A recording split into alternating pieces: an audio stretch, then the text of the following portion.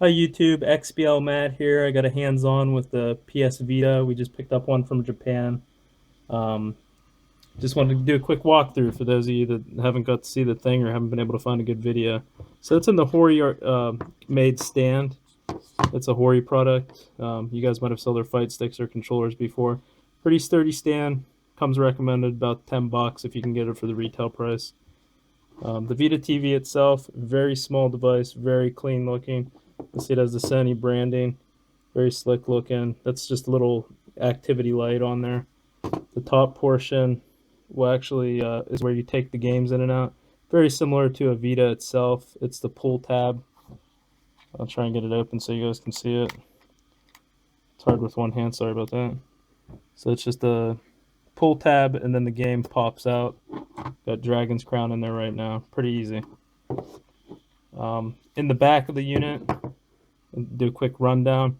Starting with the left, this is where the memory card goes. It uses the actual memory card from the Vita itself. It has the quick pop action, like on the Vita itself.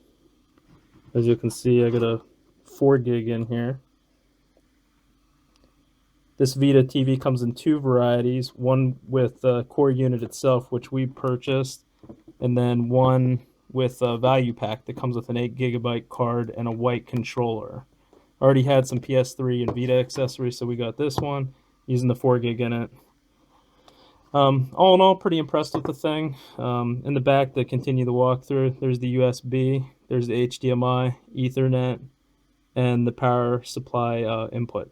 You'll see a little power button here. You don't end up using it all that much. It kind of stays in standby if you want it to. I'll put it back in the stand. We'll try and power it on. Oh, for comparison's sake, I left a 20 out here. So you can kind of see that it is about the size as far as the height of the 20, and you can get an idea for how big it is. Smaller than an iPhone or like your typical smartphone. Got it back in. And then also for size comparisons, there's next to a Vita game, we got Dragon Crown back there. Going to be using a red controller from the PS3. And you kind of see the original LLED Vita back there as well. There's the whole family. So this is what it looks like when it starts on. There's no splash screen or anything. It just kind of wakes into the front end just like you'd expect it to on the Vita when you take it out of standby. All the controls, all the functionalities there that you're used to on the Vita. The way they compensate for not having a touch screen is the right thumbstick.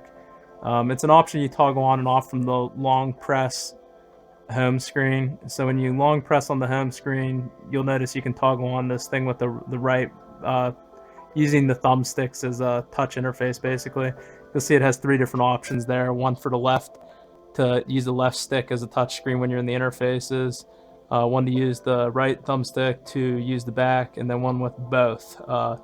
Those are all implemented as soon as you turn on this toggle. It gets the job done. I wouldn't want to play a touch heavy game. Usually they're pretty intelligent about not letting you play some of the more touch heavy stuff, like I noticed Tearaway doesn't work on it. We're going to go into the store. I want to give you an idea of compatibility-wise, what to expect. Right now, this thing's only available in a few regions, all of them being in Asia. I got around being able to read some of the stuff and getting the front end into English by picking Hong Kong as a region. If you use Hong Kong, it's pretty easy because obviously there's English speakers in Hong Kong. It's one of the official languages of the country, so it has good support. And you can read it easier for those of us that are outside the supported regions.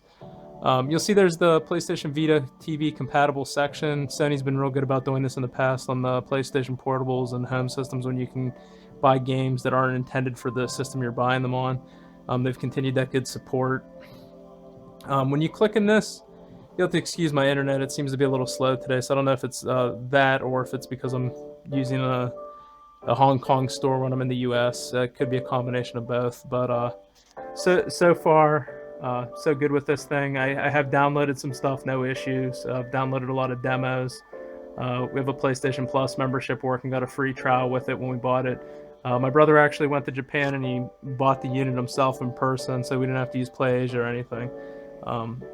But hopefully if you do buy on PlayAsia or on eBay or something like that secondhand, you'll have a better idea of what to expect from this. These games that I'm showing you, when they're on here, these are the games that actually work if you have a retail version of the game.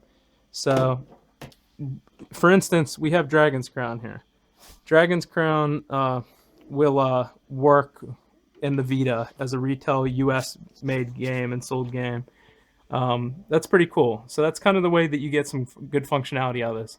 Any of these games you're showing on this list, the remastered Final Fantasies that just came out, God Eater 2, Guilty Gear, like any of these games, if you can find the retail version, they'll work in the Vita TV. It doesn't matter if they're from Europe or the US or where they were released at. The retail version of the game works in the unit from my experience. I haven't play tested all of these obviously, but so far so good. And that's kind of the workaround. So you'll see, obviously it's got some good support. If you want to go all digital, you got to kind of hope that Sony treats you right in the long run and gives us a way to convert accounts over to your native country. Microsoft has done that. I don't know if Sony will evaluate it and do that because they've kind of created these divides with the Vita TV now. But you'll see every game you expect to be on the Vita store for the most part's on here. And like I said, you can go out and buy these in retail. Some of these games I noticed you can buy and they're not on this Vita TV games list. Like Rayman Legends is a perfect example. That game runs on here, but it does not run as intended because you have to use the thumbsticks for the touch interface and it's not good. When you went down the screen, if you rewind, you'll see that Rayman Origins is there. That game works fine, doesn't have too much touch interface. If you go back, you'll see that the PSP and PS1 games are still supported and minis. That's seems like there's a limited selection on those too compared to normal. That might be a region specific thing. One little gem that I noticed was the Neo Geo station. We don't have that in America. I don't know if that was on other regions PlayStation Vita store, but that was a nice little touch. Wasn't anticipating that. We had some Neo Geo stuff before through the PS1 and minis and stuff like that, or wherever they were housed at. But they were out there, but they weren't in the abundance that they are on here. But you'll notice a lot of good PS1 games represented. We got Final Fantasy. I know the God of Wars are on here. So some good stuff. You'll notice everything's in Hong Kong dollars, so plan accordingly. If you want to buy the free games off PlayStation Plus, you're going to have to make a Korean, Japanese, or Chinese account. Specifically Hong Kong seems to be the way to go for us English speakers out of the 4 or 5 supported countries that are on there right now. Haven't tried out a prepaid card. I assume it works. Some of you guys might know that better than I do if you do anything with this now. But you can add in prepays. I'm going to show you off Dragon Age. That game's pretty impressive. So Dragon's Crown's the one retail game we did pick up and got the playtest fully. This is a great game if you haven't checked it out before. Highly recommend it. I got the US version here in my hands. Sorry about the light. I'm in a dark room, so I'm just trying to mitigate that. But Dragon's Crown, it's a good game to play with the PS3 controller, and it's a nice option to play some of these games like this, Rayman Origins. It's stuff that you own on the Vita. If you got a good back catalog of physical games, or you want to get into some of the Japanese-specific games that aren't in the U.S., I don't know. I know there's a lot of people out there in the import community. Maybe there's some stuff out there where I could see this being really appealing. JRPGs, the system kind of excels at the more Japanese-centric stuff right now. For comparison, I'm gonna run this game on my Vita as well, so you can get an idea of the fidelity and what's going on. I've been really impressed with this thing. It's upscaling like a champ. Here I am on the normal Vita for comparison, so you can kind of get an idea of the fidelity on this thing. So this is me with my little wizard guy.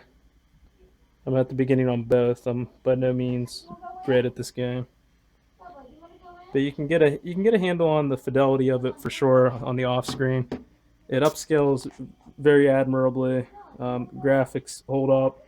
Don't see any stretching or anything like that. I've read stuff in the past that speculate or know that the Vita's in the 500 or 600 resolution range. And with that said, I mean, this thing looks pretty damn good. Pretty impressed all around. I would definitely recommend it if you want to play the Vita with a controller, PS3, or hopefully PS4 in the future. They say it's coming this year. So I think that makes a lot of sense. And then with the added compatibility with the extender functionality with the PS4, this thing could turn into a really nice addition to your PlayStation family. So I'll try and get some more videos posted. In the meantime, hope you enjoyed. I'll leave you with some Dragon's Crown here.